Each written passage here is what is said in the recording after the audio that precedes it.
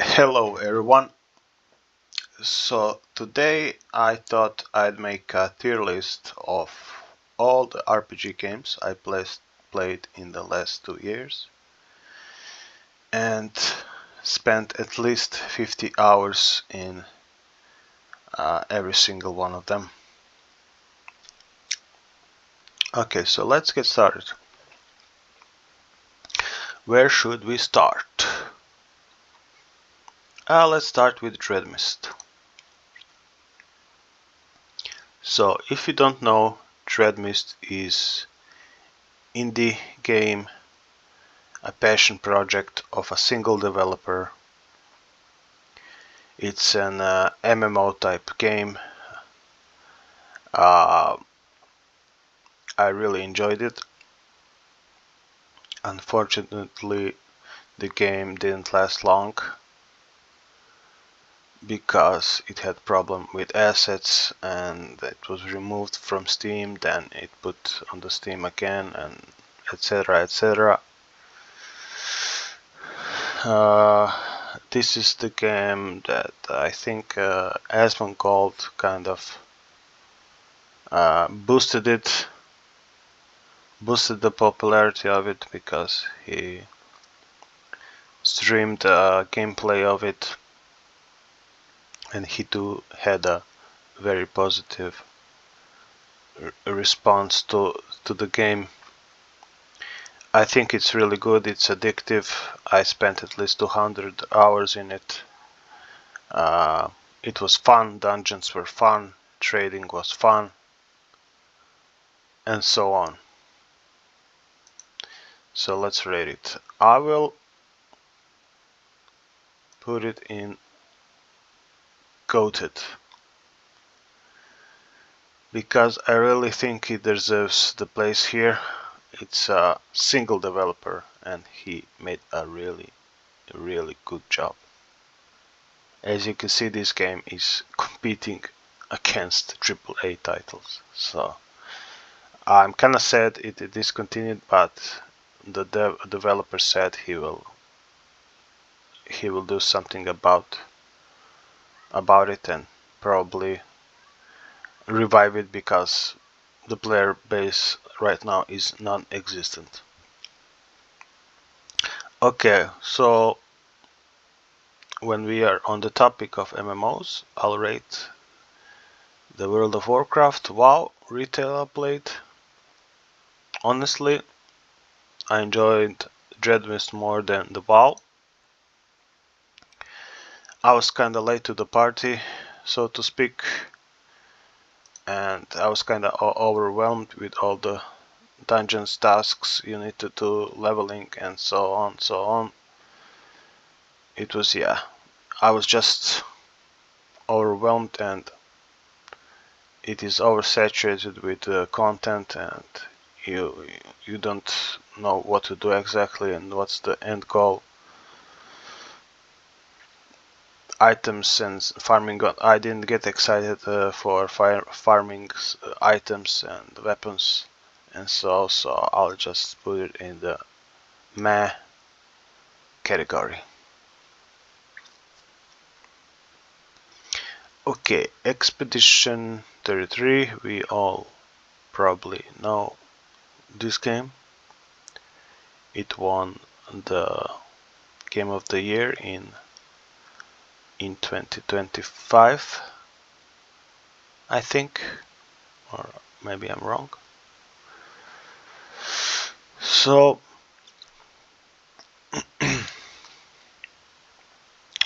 this game, it's like a revival of Japanese RPG. It's also it was made by a small studio from France, and I think it's very good.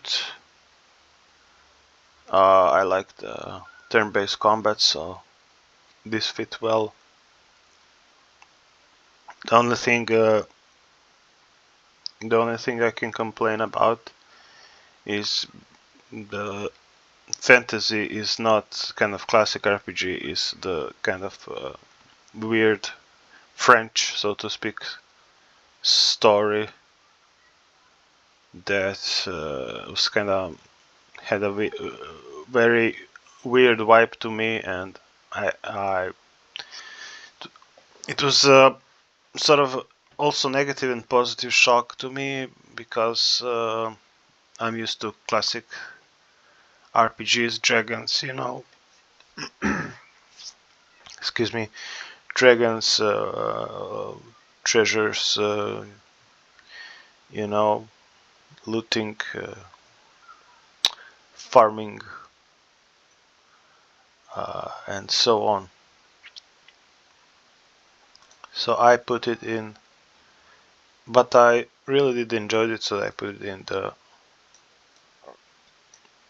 why can't I drag it? I can drag this, but I can't drag this. Why? Okay, let's try to put it this way. I'll put it in the goated category. So I think it's very good. Baldur's Gate 3. So this game is just awesome.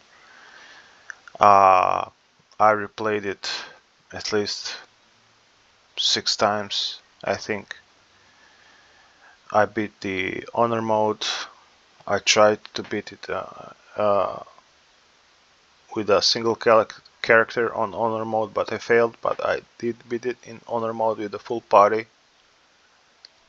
The world is huge. The dialogues are huge.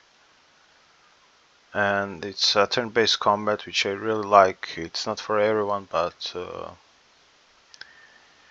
the amount of stuff you can do in this game, you can, like for instance bosses, you can literally talk through a boss, choose certain dialogues and defeat him that way, or you can really cheese some bosses with a lot of stuff. So the game is beautiful, graphics is beautiful, it's fun, it's replayable. It was also like a single smaller studio, Larian, that made this game, and they really did succeed. It won a Game of the Year in, I don't know which year. I'll stop talking about that because I can't remember. It's really, for me, no question, godly. Okay, the Diablo 4. I played this game basically when it launched, but on my Xbox. I didn't play it on PC, but I can say the game was like overhyped. Everybody had really high expectations from Blizzard because Diablo 2 Lord of Destruction is one of the best RPGs ever made, and we all expected Diablo 4 to at least be something like that, but unfortunately the game was not, it was semi-done, it was not complete. It had, the system was just weird, and there was no item chase, there was no like endgame bosses that are challenging. I don't know, this game did not fulfill my expectations at all, and I stopped playing it a long time ago. So I'll just put it in, yeah, so I'll put it in meh category.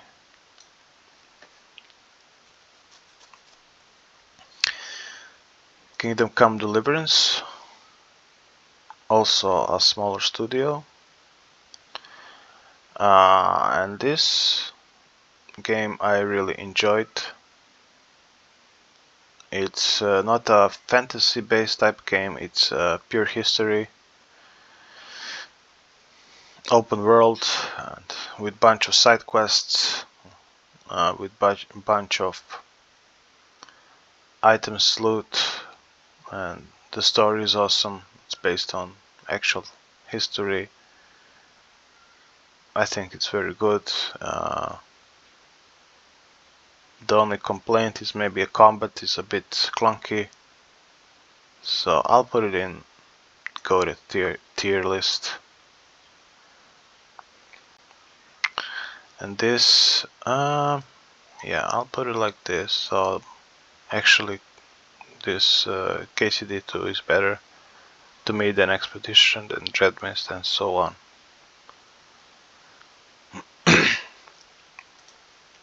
Path of Exile 2. It's also just a successor to Path of Exile 1, of course, and I didn't play the first title, but this I think it was very good. It's still in the early access, but I really enjoyed it. But the endgame is kind of not complete, and once you reach the end game you get kind of bored. But the most fun part is actually the story, going through the main campaign is actually the most fun part, leveling and getting items. But after that it gets kind of boring, but it's still good game, so I'll put it in very good tier list. Cyberpunk, I think this is a good game and it has beautiful graphics. It's fun. It's very like it's truly an embodiment of action RPG, but in a sci-fi kind of way, which is really awesome. I really liked it. You can wield like melee weapons. You can shoot with the guns. You can hack stuff. Um, you can go around just enjoying the ride in the city. You can do a lot of fun stuff. I think it's very good, so I'll put it in go to tier list, but let me see where. Probably somewhere here. Okay, Elden Ring. I don't think I can explain how much this game is good. It's Souls-like game, my first Souls-like game I played after all these ARPGs like Diablo, like Path of Exile, and it's just so immersive. Open world is huge. The itemization is awesome. I never ever sold a single item. It's so good. So the story and lore is also awesome. Side quests are cool. But if you like coming late to it, you have to use guides, because otherwise you will get lost and you will not know what to do. This game is just pure awesomeness. It's so godly, and I I enjoyed it equally, the story and lore, but I had to Google, of course, and go YouTube to watch the lore, because the game itself doesn't explain a lot, and the combat system is perfect. It's very engaging. You really have to learn the patterns of the enemies, and it's so good. So it's to me stands shoulder to shoulder with Baldur's Gate 3, and I can't decide which one is better. Which kind of, let's call it a stalemate, because both games are truly awesome. And I can't say enough good words for both of them, so that's about it. Thank you guys, I hope you enjoyed my tier list, and see you in the next video. Bye.